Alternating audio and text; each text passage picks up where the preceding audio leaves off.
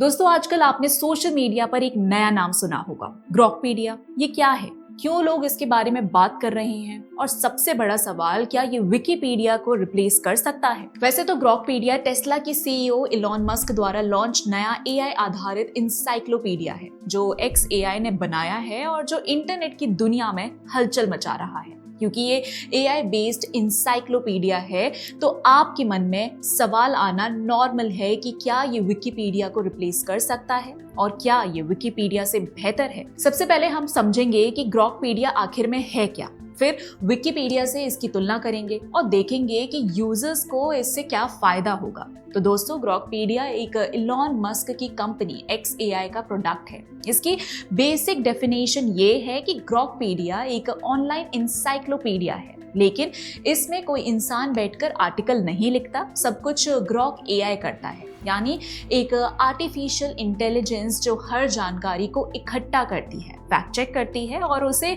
आसान भाषा में पेश करती है। इसे 2025 में रिलीज किया गया, यानी अभी बहुत नया है और अभी ये वर्जन 0.1 पर है, मतलब ये अभी डेवलपमेंट स्टेज पर है। इलॉन मस्क ने खुद X पर कहा कि ये एक शुरुआती वर्जन है और आने वाले दिनों में इसमें और सुधार होंगे। तो अभी जो कोई थोड़े बहुत ग्लिच इसमें दिखाई दे रहे हैं वो भी आने वाले टाइम में सुधारी जाएगी। दोस्तों ग्रॉकपीडिया हर टॉपिक के लिए एक वेब पेज बनाता है जो गूगल सर्च में भी दिखाता है। मान लो आपको क्वांटम फिजिक्स या द केरला स्टोरी या किसी भी टॉपिक के बारे में जानना है, बस सर्च करो और 2-3 मिनट में पूरा आर्टिकल तैयार हो जाता है। हर आर्टिकल में सोर्स भी दिए जाते हैं, जैसे NIA रिपोर्ट्स, न्यूज आर्टिकल्स, ताकि आप खुद चेक कर सको कि ये सही है या नहीं। इसका मकसद है इसे नॉन पार्शियल और तेज बनाना। दरअसल विकिपीडिया में कई बार वामपंथी लॉबी अपना नरेटिव ठूसती है। जानबूझकर विकिपीडिया में दुनिया भर का लेफ्ट का एजेंडा और प्रोपेगेंडा भरा जाता है, जबकि ग्रॉकपीडिया में AI सब मैनेज करती है। अभी इसके 8.85 लाख आर्टिकल हैं जो विकिपीडिया के 71 लाख से कम है, लेकिन ये संख्या बढ़ रही है। खास बात यह है कि ग्रॉकपीडिया को डिजाइन ऐसे किया गया है कि इससे प्रोपेगेंडा कंटेंट हटाया जा सके। मस्क ने X पर लिखा कि अभी ये प्रक्रिया चल रही है, तो भरोसा बनने में थोड़ा वक्त लगेगा। विकिपीडिया पर लेफ्ट का टूल होने और प्रोपेगेंडा कंटेंट प्रमोट करने के आरोप लगते रहे हैं और इससे लोगों का विकिपीडिया पर भरोसा भी कम हुआ है। अब सवाल आता है कि ग्रॉकपीडिया और विकिपीडिया में अंतर क्या है। चलो पॉइंट बाय पॉइंट समझते हैं। सबसे पहले कंटेंट साइज। विकिपीडिया में आज 71 लाख से ज्यादा आर्टिकल हैं, मतलब बहुत बड़ा लाइब्रेरी जैसा। ग्रॉकपीडिया में अभी 8.85 लाख आर्टिकल हैं जो कम है, लेकिन ये AI की मदद से तेजी से बढ़ रहा है। दूसरा अंतर ये है कि विकिपीडिया में कोई भी इंसान लिख सकता है, आप में कोई भी, लेकिन यही वजह है कि वहाँ एडिट वॉर होते हैं। कोई कुछ डिलीट कर दे, कोई कुछ जोड़ दे। ग्रॉकपीडिया में सिर्फ ग्रॉक AI लिखता है, तो कोई गलत जानकारी और इंडिविजुअल नरेटिव बनाने के चांस बहुत कम हो जाते हैं। तीसरा अंतर अपडेट की स्पीड का। विकिपीडिया में अपडेट धीमे होता है, लोग मिलकर लिखते हैं तो वक्त लगता है। ग्रॉकपीडिया में AI हर घंटे डेटा चेक करती है तो तुरंत अपडेट मिलता है। जैसे कोई बड़ी न्यूज ब्रेक हुई, 10 मिनट में आर्टिकल तैयार हो जाता है। चौथा अंतर बायस का। विकिपीडिया में कई बार लेफ्ट विंग का प्रभाव दिखता है, लोग अपनी राय डाल देते हैं। ग्रॉकपीडिया का दावा है कि AI को ट्रेन किया गया है निष्पक्ष रहने को, तो बायस कम होगा, लेकिन अभी प्रोपेगेंडा पूरी तरह हट नहीं पाया है। ये बात इलॉन मस्क ने स्वीकार की है। पांचवा अंतर यूजर कंट्रोल का है। विकिपीडिया में यूजर्स एडिट कर सकते हैं, लेकिन ग्रॉकपीडिया में नहीं। वह सुझाव दे सकते हो, ये एक तरफा अच्छा है क्योंकि गलतियां कम होंगी, लेकिन दूसरी तरफ यूजर्स की आजादी सीमित हो जाती है। अब सवाल ये है कि यूजर्स को इससे क्या मिलेगा। पहला, तुरंत जानकारी। नया टॉपिक आया, जैसे कोई अंतरिक्ष मिशन या पॉलिटिकल इवेंट, 10 मिनट में पूरा आर्टिकल तैयार।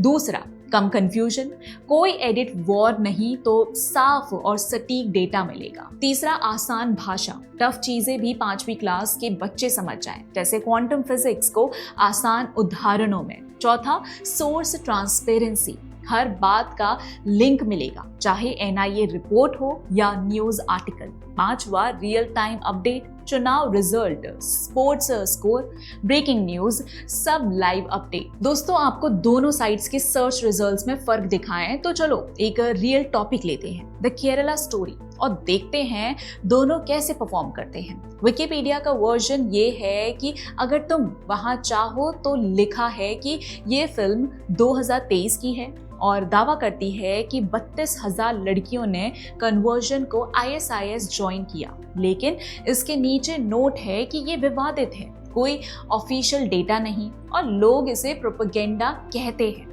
आर्टिकल लंबा है, कई बार कंफ्यूजिंग और अलग अलग एडिट से भरा हुआ। वहीं ग्रॉकपीडिया का वर्जन ये है कि वहाँ डिटेल्स साफ हैं। लिखा है NIA के अनुसार केरल से 100 से ज्यादा लोग ISIS से जुड़े और निमिषा प्रिया का केस है जहां लव जिहाद से कन्वर्जन हुआ, फिर सीरिया गई। 3 रियल केसेस का जिक्र है और सोर्स में NIA, केरला पुलिस और न्यूज़ 18 लिंक दिए गए हैं।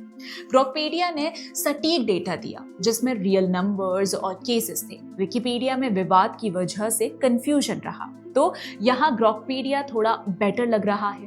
निष्कर्ष ये है कि ग्रॉकपीडिया फैक्ट्स पर फोकस करता है, जबकि विकिपीडिया में बस बहसबाजी ज्यादा है। अगर आप AI पर भरोसा करते हैं तो उस हिसाब से ग्रॉकपीडिया बेहतर है। पुराने और डीप हिस्ट्री टॉपिक में विकिपीडिया अभी आगे है क्योंकि उसका डेटाबेस बड़ा है, पर इसमें यह भी है कि ग्रॉकपीडिया अभी लॉन्च ही हुआ है और इसे डेटाबेस खड़ा करने में वक्त लगेगा।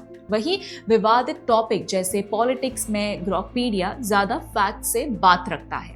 लॉन्ग टर्म व्यू में 2 से 3 साल बाद ग्रॉकपीडिया AI की ताकत से विकिपीडिया को पीछे छोड़ सकता है। दोस्तों कोई भी चीज परफेक्ट नहीं होती। ग्रॉकपीडिया की कमियां हैं कि अभी कम आर्टिकल हैं, प्रोपेगेंडा पूरी तरह हट नहीं पाया, AI गलती कर सकता है, इंसान चेक नहीं करता तो कभी कभी गलत डेटा आ सकता है, टेक्निकल प्रॉब्लम जैसे जावास्क्रिप्ट ऑफ हो तो साइट नहीं खुलती, ये यूजर अनुभव को खराब कर सकता है। विकिपीडिया की कमियां ये हैं कि एडिट वॉर होते हैं, लोग लड़ते रहते हैं तो कंफ्यूजन होता है, बायस बहुत है, लेफ्ट या राइट की राय अक्सर घुस जाती है, पुराना कंटेंट है, अपडेट में टाइम लगता है, तो नई चीजें देर से आती हैं। तो दोस्तों ये थी ग्रॉकपीडिया की पूरी कहानी। ग्रॉकपीडिया नया AI असिस्टेंट है जो आपके हर क्षेत्र में मदद को तैयार है। ग्रॉकपीडिया या विकिपीडिया पर अपनी राय कमेंट्स में बताइए।